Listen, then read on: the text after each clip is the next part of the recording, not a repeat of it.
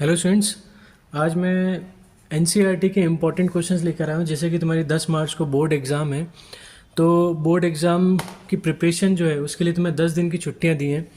तो उन 10 दिन में मैं सजेस्ट करूँगा सबसे पहले एक बार एनसीईआरटी सॉल्व की जाए। ठीक है, एनसीईआरटी पहले 2 दिन में सॉल्व हो जानी चाहिए। वैसे तो 1 दिन में हो जानी चाहिए, पर 2 दिन लगा लो। ठीक है, तो 2 दिन में एनसीईआरटी सॉल्व होनी चाहिए। और अब एनसीईआरटी पूरी सॉल्व करने बैठोगे तो काफ़ी टाइम जाएगा।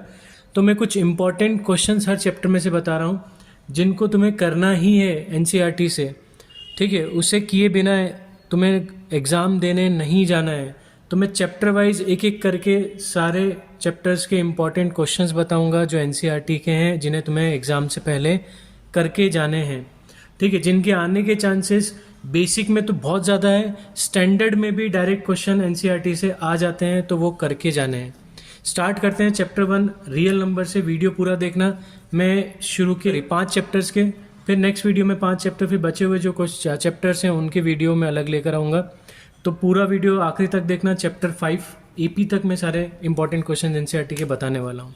स्टार्ट करते हैं रियल नंबर से। पहला रियल नंबर में जो क्वेश्चन है वो है एग्जाम्पल नंबर 4। हाँ, एक चीज़ और बताना है, न्यू बुक अगर है तो कहीं से भी ओल्ड बुक का अरेंजमेंट करो। ओल्ड बुक में से क्वेश्चंस, ठीक है, तुमसे पूछे जा सकते हैं क्योंकि वो है डिलीटेड सिलेबस का। ठीक है, बोलते हैं वो डिलीटेड सिलेबस, पर कंसेप्ट तो तुम्हारा जो सिलेबस में टॉपिक्स हैं उन पर ही क्वेश्चंस बेस्ड हैं। तो कहीं से भी जुगाड़ करो। अगर तुम्हारे पास पुरानी बुक नहीं है, न्यू बुक है, तो पुरानी बुक का जुगाड़ करो। पुरानी बुक में से वो क्वेश्चंस पूछते हैं। ठीक है, भले वो उन्होंने डिलीटेड बोल दिया है पर वो क्वेश्चंस आ जाते हैं। ठीक है, तो ऐसा ही क्वेश्चन है एग्जाम्पल 4 जो कि एचसीएफ पर बेस्ड है।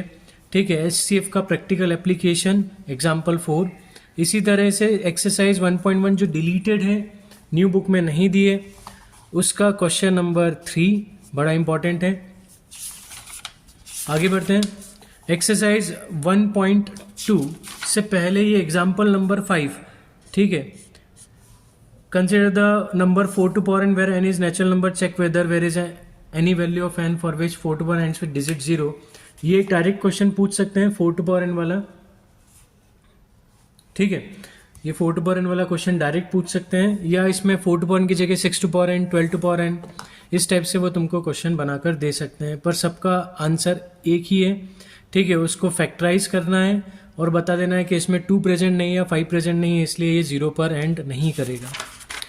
1.2 जो कि न्यू बुक में 1.1 है, इसका 6th question, 7th question, 5th question और 4th, ये 4, 5, 6, 7 ये 4 क्वेश्चन करके ही जाने हैं। ठीक है, इसके बाद theorem 1.4 root 2 irrational, root 3 irrational, ये करके जाना है। वैसे रूट 2 करके जाओगे, रूट 3 सेम है, ज़्यादा डिफरेंस नहीं है। ठीक है, इस तरह से 6 plus root 2, 7 root 5, 3 plus 2 root 5। ठीक है, ये क्वेश्चंस करके जाना। और एक ये 1/√2 वाला भी एक बार देख लेना। ठीक है, क्वेश्चन कैसे आ सकते हैं, तुमको डायरेक्ट इसको इरेशनल प्रूफ करना है तो इसमें पहले रूट 2 को इरेशनल प्रूफ करो, उसके बाद फिर इरेशनल प्रूफ करो। इसमें रूट 5 इरेशनल प्रूफ करने के बाद 7 रूट 5 इरेशनल प्रूफ करो। अगर तुम्हें ऐसे दे दिया है कि since root 2 is irrational proof that 6 plus root 2 is irrational, तो रूट 2 को इरेशनल प्रूफ करने की जरूरत नहीं है। ठीक है, 7 रूट 5 वाला क्वेश्चन दिया और बोला root 5 is irrational. We know that root 5 is an irrational number, prove that 7 root 5 is an irrational number. तो उसमें रूट 5 को इरेशनल प्रूव करना जरूरी नहीं है। तुमको बोल दिया रूट 5 इरेशनल है, पर तुमको सीधे बोला है prove that 7 root 5 is irrational, तो तुम्हें रूट 5 इरेशनल प्रूव करना मजबूरी होगी। पहले रूट 5 को इरेशनल प्रूव करो, तभी तुम इसको इरेशनल बता पाओगे। हम चैप्टर नंबर 2 पॉलिनोमियल्स पे बात करते हैं। पॉलिनोमियल्स में जो इम्पॉर्टेंट क्वेश्चंस हैं, देखो ये ग्राफ वाले क्वेश्चंस तो काफ़ी इजी हैं, कोई दिक्कत तुम्हें आनी नहीं चाहिए ग्राफ में कि भाई इसके कितने जीरोज़ हैं। ग्राफ दे दिया तो एक्स एक्सिस पर जितनी बार ग्राफ कट हो रही है उतने उसके जीरोज़ होंगे। सिंपल क्वेश्चन है, ये ऑब्जेक्टिव में पूछ सकते हैं। ठीक है, तो एक्सरसाइज 2.1 ज़्यादा टाइम नहीं लगेगा, ये पूरी कर लेना। इस टाइप के क्वेश्चन आ सकते हैं, सीधे ये क्वेश्चन भी पूछ सकते हैं। ठीक है, उसके बाद ये हमारा एग्जाम्पल 3 बड़ा इंपॉर्टेंट है, x² - 3 वाला। ठीक है, एग्जाम्पल 4। उसके बाद हमारा 4u² + 8u ये वाला क्वेश्चन। ये थर्ड 6x² - 3 - 7x, ये इसलिए पूछ लेते हैं क्योंकि बच्चा क्या करता है, डायरेक्ट इसे स्प्लिट करना चालू कर देता है, फैक्टराइज करना, जबकि इसे पहले अरेंज करना पड़ेगा डिक्रीजिंग पावर ऑफ x में। तो 7x पहले आएगा, 3 बाद में आएगा। इसमें भी बच्चे क्या गड़बड़ करते हैं, देखो इसमें बच्चे गड़बड़ कर देते हैं, उनको समझ में तो आ जाता है कि 7x को इधर लाना है, 3 को इधर लाना है, पर वो साइन चेंज कर देते हैं इधर उधर ले जाने में। अब ये कंसेप्ट की क्लियरिटी की कमी के कारण होता है, कंसेप्ट हमारे क्लियर नहीं है, ठीक है। इधर उधर ले जाना है, हम एक ही तरफ इधर उधर ले जा रहे हैं तो साइन में चेंज नहीं आता है, ये याद रखना है, ठीक है। तो ये इंपॉर्टेंट क्वेश्चन है। एक फिफ्थ, और इनमें से कोई भी 1-2 कर लेना, ठीक है। मैं ये 3 पर टिक कर रहा हूँ, ये इजी क्वेश्चन है, वैसे इस टाइप के क्वेश्चंस के चांसेस कम है, पर एनसीईआरटी से प्रैक्टिस करना है तो ये क्वेश्चंस करके जाना। थर्ड चैप्टर की बात करते हैं। थर्ड चैप्टर में देखो ग्राफ बनाते आना चाहिए, ठीक है। ग्राफ के क्वेश्चंस आ सकते हैं, उसमें एरिया ऑफ ट्राइंगल निकालने के लिए एक्स एक्सिस और वाई एक्सिस पर लाइन, स्ट्रेट लाइन कट कर रही है तो उनके कोऑर्डिनेट्स क्या हैं, जो ट्राइंगल फॉर्म हो रहा है उसके कोऑर्डिनेट्स क्या हैं, इस टाइप के क्वेश्चंस वो पूछ सकते हैं। तो ये आफ्ताब वाला क्वेश्चन करके जाना, ठीक है। पुरानी बुक का है, न्यू बुक में डिलीटेड है ही नहीं क्वेश्चन, पर ये करके जाना अगर ओल्ड बुक तुम्हारे पास है या कहीं से जुगाड़ो ओल्ड बुक अगर नहीं है तो, ठीक है। इसमें फिर क्वेश्चन नंबर 5, ठीक है, ये एक्सरसाइज 3.2 है, न्यू बुक में 3.1 करके दी हुई है, ठीक है। तो इसका 5th क्वेश्चन, 7th क्वेश्चन, ये 2 क्वेश्चन करके जाने हैं, और ये तुम्हारे कंसेप्ट को क्लियर करेगा। 6th क्वेश्चन एज सच ये क्वेश्चन आने के चांसेस नहीं है, पर ये तुम्हारे कंसेप्ट क्लियर करेगा कि parallel lines, intersecting line, coincident lines में क्या कंडीशन होती है, किस तरह से उनकी इक्वेशंस बनती हैं, ठीक है। इसके बाद हमारे पास है ये 5th, ये पॉइंट वाला करके जाना, डेसिमल में बच्चों को काफ़ी प्रॉब्लम होती है। फिर supplementary angle exam question number 2, taxi charge, fraction और 5 ईयर, ये एज प्रॉब्लम, ठीक है।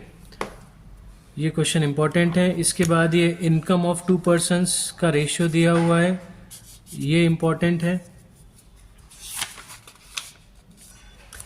2 डिजिट नंबर प्रॉब्लम बड़ा इंपॉर्टेंट है, ये करके जाना है, ठीक है।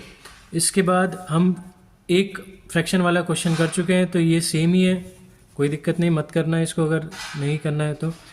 एज वाला इसको कर लेना, ये लाइब्रेरी वाला फिक्स चार्ज वाला है, और ये बैंक वाला, ये क्वेश्चन करके जाना है। अब देखो बहुत इंपॉर्टेंट जो क्वेश्चन है, ठीक है, जो एनसीईआरटी में दिए ही नहीं है, डिलीटेड सिलेबस है, न्यू बुक में ये चीज़ दी नहीं है, पर इस पर क्वेश्चन बहुत पूछे जाते हैं। एग्जाम्पल नंबर 15, इसलिए मैंने बोला ओल्ड बुक लेकर ही आना, कहीं से भी जुगाड़ो, ओल्ड बुक को जुगाड़ो, ये क्वेश्चन बड़े इंपॉर्टेंट है, या तो फिर पीवाईक्यू में से कर लो, ठीक है। अगर एनसीईआरटी तुम्हारे पास न्यू बुक है, ओल्ड बुक नहीं मिल रही है, तो पीवाईक्यूज में से निकालो, ये क्वेश्चन इस टाइप के करके जाने हैं, ठीक है। एज इट इज़ एनसीईआरटी की ये क्वेश्चन पूछ भी लेते हैं। क्वेश्चन नंबर 2, ठीक है, बड़ा इंपॉर्टेंट है। उसके बाद ये यस कोड वाला, ये एनसीईआरटी में नहीं है, डिलीटेड है। Places A and B, area वाला क्वेश्चन, ठीक है, ये बड़े इंपॉर्टेंट क्वेश्चंस हैं। तो चैप्टर 3 इतना ही था। चैप्टर 4 पे बात करते हैं। चैप्टर 4 में देखो ये जो क्वेश्चंस हैं एक्सरसाइज 4.1 के, ठीक है, पहला क्वेश्चन जो है ये ऑब्जेक्टिव में पूछ सकते हैं कि भाई ये क्वाड्रेटिक है कि नहीं है, तो 1-2 क्वेश्चन ट्राई कर लेना, ठीक है। इससे क्या होगा, थोड़े फॉर्मूले की प्रैक्टिस भी हो जाएगी, ठीक है। तो मैं a+b का होल क्यूब, a-b के होल क्यूब याद, मुझे पता है कुछ बहुत सारे बच्चों को नहीं रहते हैं, कन्फ्यूजन होता है, ठीक है, आइडेंटिटीज़ में, तो आइडेंटिटीज़ बहुत अच्छे से याद करके जानी है, ठीक। मैं पढ़ाता हूँ, काफ़ी सालों से पढ़ा रहा हूँ बच्चों को, a+b का होल क्यूब, a-b के होल क्यूब में बड़ा कन्फ्यूजन होता है, फॉर्मूले याद ही नहीं होते, आइडेंटिटीज़ याद ही नहीं होती हैं।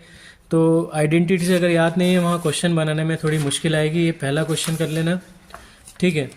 ये इसके तो चारों ही कर लेना, बड़े इंपॉर्टेंट है चारों क्वेश्चन, ठीक है। इसके बाद ये एग्जाम्पल नंबर 5 रूट वाला है। रूट के वाली जो क्वाड्रेटिक इक्वेशन है उसका फैक्टराइजेशन पूछ लेते हैं, क्योंकि उन्हें पता है बच्चों को रूट में बहुत दिक्कत आती है। ठीक है, उन्हें पता है बच्चे रूट देखकर कब घबरा जाते हैं, रूट वाले क्वेश्चंस उनसे बनते नहीं हैं, इसलिए वो जानबूझकर इस टाइप के क्वेश्चंस वो डाल देते हैं। इसके बाद कॉटेज इंडस्ट्री वाला क्वेश्चन, ये इंपॉर्टेंट है।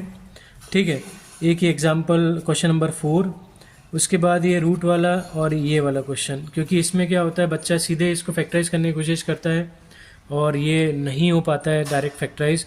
ठीक है, मुश्किल आती है, पहले एलसीएम लेना है, 8 को 0 में ले जाना है, एलसीएम लेने के बाद फिर उसे फैक्टराइज करना, नहीं तो क्वाड्रेटिक फॉर्मूला श्रीधराचार्य फॉर्मूला भी यूज़ कर सकते हो। अब देखो ये एक्सरसाइज, ये पार्ट पूरा ही डिलीट है इस तरफ का, पर इसमें से क्वेश्चंस जनरली पूछ लेते हैं। तो एग्जाम्पल नंबर 12 ओल्ड बुक का, ये न्यू बुक में है ही नहीं। ठीक है, एग्जाम्पल नंबर 11, ठीक, इसके बाद एग्जाम्पल नंबर 14 इम्पॉर्टेंट है। अपस्ट्रीम डाउनस्ट्रीम वाला क्वेश्चन एग्जाम्पल नंबर 15, ठीक है, ये भी काफ़ी इम्पॉर्टेंट है। अच्छा, ये मैं शायद दिखा नहीं होगा, example 11 consecutive odd positive integer वाला, ये रेक्टेंगुलर पार्क वाला क्वेश्चन, ये 2 क्वेश्चंस। उसके बाद देखो ये सेम ही है तो मैं इनको टिक नहीं कर रहा हूँ, एग्जाम्पल 14 और ये क्वेश्चन नंबर 3, ये भी डिलीटेड एक्सरसाइज है, न्यू बुक में नहीं मिलेगी। ये रहमान एज वाला क्वेश्चन जो है ये इम्पॉर्टेंट है। ठीक है, शेफाली वाला, ट्रेन वाला प्रॉब्लम, डिफरेंस ऑफ स्क्वायर वाला प्रॉब्लम, एरिया वाला और एक्सप्रेशन और वाटर टेप, ये बहुत ही, ये पूरी एक्सरसाइज में बोलूँ तो बहुत इंपॉर्टेंट है।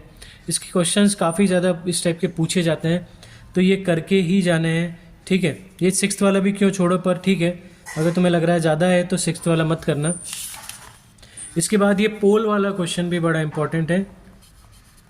ठीक है, तो ये पोल वाला क्वेश्चन करना है, ये दिया है शायद एनसीईआरटी में, न्यू बुक में है एनसीईआरटी में। उसके बाद एक question number 2 very very important, बहुत इंपॉर्टेंट है। ठीक है, ये क्वेश्चन आता ही आता है, के की वैल्यू फाइंड करना जबकि रूट्स इक्वल हैं या रियल एंड इक्वल हैं, इस टाइप से क्वेश्चन अगर पूछें तो इसका डिस्क्रिमिनेंट 0 करके के की वैल्यू निकलती है। यहाँ ये क्वाड्रेटिक में नहीं है, पहले इसके क्वाड्रेटिक इक्वेशन में कन्वर्ट करना है, उसके बाद D0 करके के की वैल्यू निकालनी है, ध्यान रखना। तो ये क्वेश्चन बड़े इंपॉर्टेंट है, बहुत ज़्यादा इंपॉर्टेंट है, मैं फिर बोल रहा हूँ, इस टाइप के क्वेश्चंस पूछे जाते हैं। चैप्टर 5 एपी पे बात करते हैं। तो फर्स्ट एक्सरसाइज में ऐसा कोई क्वेश्चन नहीं जो पूछा जाएगा। ठीक है, ये सिर्फ तुम्हारे कंसेप्ट क्लियर करने के लिए कि भाई ए दिया है, डी दिया है, तो अगली टर्म कैसे निकलेगी, उसकी अगली टर्म कैसे निकलेगी, ए कैसे निकालते हैं, डी कैसे निकालते हैं, सीक्वेंस एपी में है कि नहीं है, ये चेक करना। ठीक है, ये सीखने के लिए, तुम्हारे कंसेप्ट को क्लियर करने के लिए एक्सरसाइज दी है, इस पर एज सच कोई क्वेश्चन नहीं आएगा। एग्जाम्पल नंबर 7, एग्जाम्पल नंबर 8, ठीक है, इस तरह से 6 एग्जाम्पल एंड 4th एग्जाम्पल, ये करके जाना है। एक P इंटू आर इंटू 2/100, ये हमारा सिंपल इंटरेस्ट वाला क्वेश्चन, ये कर लेना। ये तुमको अगर AP का कोई केस स्टडी आती है तो ये केस स्टडी इस पर बना सकते हैं वो। ठीक है, उसके बाद 4th क्वेश्चन, 6th क्वेश्चन, ठीक है, 9th, इसमें इंपॉर्टेंट लिखे हुए हैं मैंने पहले से ही। ठीक है, 11th, 13th, 14th, ठीक, उसके बाद हमारा हम ले लेते हैं 16th क्वेश्चन भी है, और 18th, 19th, 20, ये करके जाना है।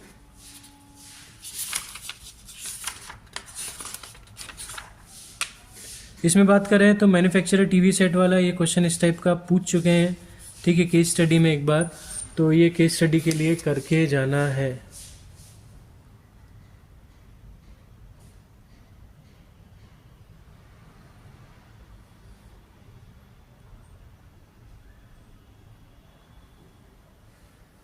ठीक है, तो ये थोड़ा सा पेज लाइट है इसलिए दिख नहीं रहा होगा।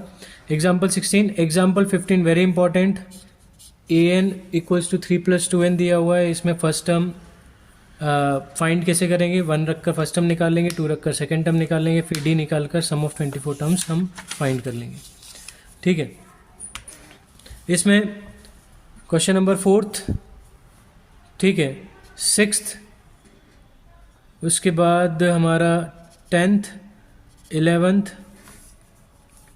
ठीक है, 12 13 14 इस जैसे ये इस टाइप के थोड़ा सा कंसेप्ट क्लियर होगा तो तुम बना लोगे ये क्वेश्चन, ठीक है। उसके बाद कॉन्ट्रैक्ट वाला, ठीक है, ट्री वाला, प्लांटिंग ट्री वाला है, कैश प्राइस वाला क्वेश्चन है। उसके बाद ये 200 लॉग्स वाला क्वेश्चन और पोटैटो वाला तुम्हें क्वेश्चन पूछ सकते हैं केस स्टडी पे बनाकर, ठीक है। और ये लॉग वाला कर लेना, इंपॉर्टेंट है, ठीक है। तो ये 5 चैप्टर के मैंने इंपॉर्टेंट क्वेश्चंस तुम्हें बताए इस वीडियो में। बोर्ड एग्ज़ाम से पहले 10 मार्च से पहले ये क्वेश्चंस करने हैं एनसीईआरटी से, ये छोड़ के मत जाना। मैं फिर बोल रहा हूँ, बहुत इंपॉर्टेंट क्वेश्चंस हैं, ठीक है। एनसीईआरटी तो एक बार करनी है, बेनिफिट ये है तुम्हें 10 दिन की छुट्टी मिली है।